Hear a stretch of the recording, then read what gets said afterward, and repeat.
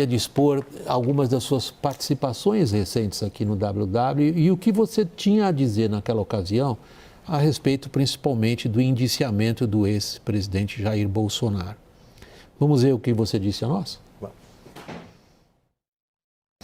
Quando a polícia diz, como ela diz aqui, Bolsonaro planejou, atuou, teve domínio de forma direta e efetiva do golpe. Isso é uma coisa, a denúncia pode ser outra e o julgamento outra ainda.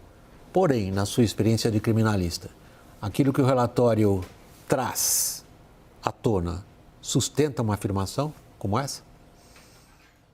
Bom, William, eu acho que sustenta na fase em que nos encontramos, né? Nós estamos, vamos lembrar que o que ocorreu foi um indiciamento, que vem de indícios. E não há como negar, nessa altura do campeonato, que existem indícios absolutamente claros a respeito de uma tentativa de golpe de Estado. Eu não tenho dúvida a respeito disso. Nós temos depoimentos consistentes. O trabalho da PF é um trabalho bem feito, né? Tem um general confirmando, de certa forma, a existência do golpe. Temos mensagens, tem execução, tem monitoramento de um ministro do Supremo Tribunal Federal, tem um plano que estava no Palácio do Planalto. Então, assim, eu acho que não podemos nos esquecer que nós não estamos na fase de condenação. Condenação vem depois da instrução processual. A denúncia é uma proposta de condenação em determinados artigos com base nos indícios de autoria e materialidade. Agora, aí haverá a defesa, o processo penal, a instrução processual e depois a sentença que exige certeza para a condenação. Celso, ainda nessa mesma entrevista, você, em várias ocasiões, você foi nosso convidado pela sua reputação como criminalista e professor. Você disse que não via qualquer problema na atuação do ministro do Supremo Tribunal Federal, Alexandre de Moraes, no inquérito dessa tentativa de golpe, ao contrário do que pensa Bolsonaro hoje, o seu cliente. Vamos ouvir, Celso, o que você disse na ocasião. Quero aproveitar o gancho, William, para dizer que, ao contrário da maioria dos meus colegas, eu não estou entendendo que o ministro Alexandre de Moraes está impedido. Eu acho que seria melhor que o caso fosse julgado, pela envergadura do caso, fosse julgado pelo plenário do Supremo Tribunal Federal. Mas eu estava aqui aguardando, vi uma notícia que envolve o ministro Flávio Dino. Nós vamos impedir também o ministro Flávio Dino? O ministro Alexandre de Moraes era a vítima desse caso ou era um golpe contra o Estado de Direito? Celso, por último, você nunca foi uma pessoa de se esconder no debate público brasileiro. Por exemplo, em 2020, você assinou um manifesto que foi publicado nos principais jornais do país. O título do manifesto era Basta. Dele participaram cerca de 700 operadores no campo do direito como você, no qual a gente lê a seguinte frase: Bolsonaro exerceu seu mandato para arruinar com os alicerces do nosso sistema democrático. Hoje você é o advogado de defesa. Bom, boa noite a você e a todos. Eu até agradeço a pergunta, porque, em primeiro lugar, William, quando eu assumi esse caso, eu deixei absolutamente claro para todas as pessoas que eu não vou considerar fatos que eu entendi como graves como fatos que agora não seriam graves.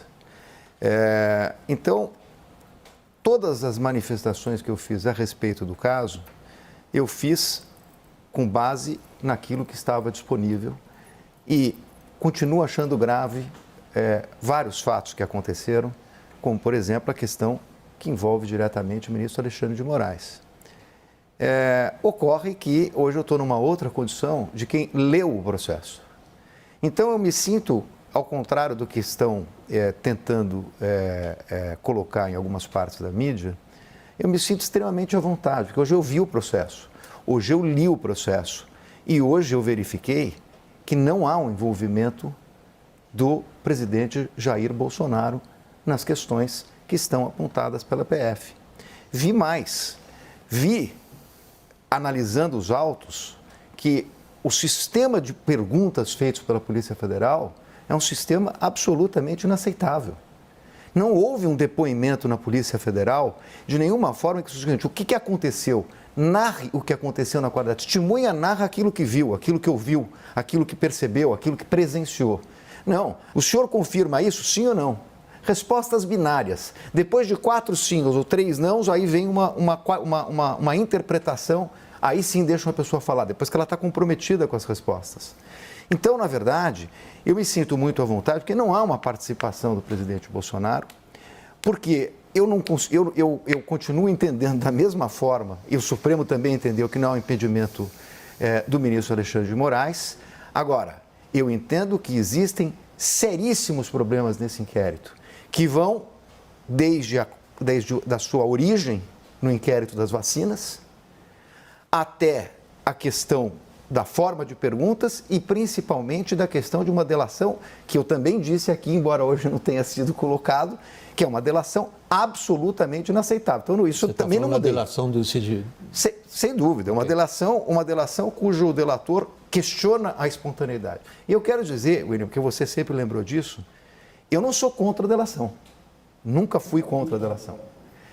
Também me manifestei publicamente quando quase toda a comunidade jurídica criticou as delações na Lava Jato. Eu acho que a delação é um instrumento de defesa. Então, eu não critico o delator. Agora, quando um delator produz afirmações de que ele disse o que as autoridades queriam ouvir, o que a polícia queria ouvir, e depois, nos 47 do segundo tempo, no final do inquérito, ele traz um fato que jamais foi trazido por ele, então ele omitiu. E aí isso é muito grave no sistema processual penal. Pelas informações que dispomos, a denúncia que está a cargo, que ele é o titular da ação penal, do Procurador-Geral da República, é considerada robusta e apoiada, sobretudo, nessas quase 1000 páginas que você já teve a oportunidade de ler, desse indiciamento feito pela Polícia Federal. O que você está dizendo para nós hoje é que uma robusta denúncia não se sustenta? Não, veja, depende da robusta denúncia contra quem? Né? Contra o ex-presidente Jair Bolsonaro. Contra o ex-presidente Bolsonaro não se sustenta e basta que se veja a conclusão do próprio delegado de polícia. O delegado de polícia, a vida do presidente Bolsonaro foi absolutamente revistada. Foi uma verdadeira devassa de computadores, de telefones, etc. O que se pegou a respeito da questão do golpe? Absolutamente nada. O que tem no relatório, no indiciamento? Uma conjectura de que no Palácio do Planalto foi impresso um documento em que ele também estava no Palácio do Planalto, que fulano ou Beltrano passaram no Palácio da Alvorada, mas não tem nenhuma prova indiscutível, não tem absolutamente nenhuma evidência partida das investigações então, contra o presidente. Eu vou passar a palavra para meus colegas, vou só fazer um complemento à minha pergunta, que é o seguinte: Celso, você, por favor, me corrija se você julgar que eu esteja cometendo uma injustiça com os seus raciocínios. Você teme um julgamento político, não um julgamento técnico, mas você mesmo, naquele manifesto Basta em 2020, fez um julgamento político, quando você disse que ele exerceu a presidência para arruinar os alicerces do nosso sistema democrático. William, acho que nós temos que separar duas coisas que são bastante distintas e eu tenho dito isso. Eu fiz manifestações, não só essa, fiz outra também na época da pandemia. Como uma pessoa, um professor, que eu sou, um advogado, emitindo opiniões políticas. Isso é um assunto.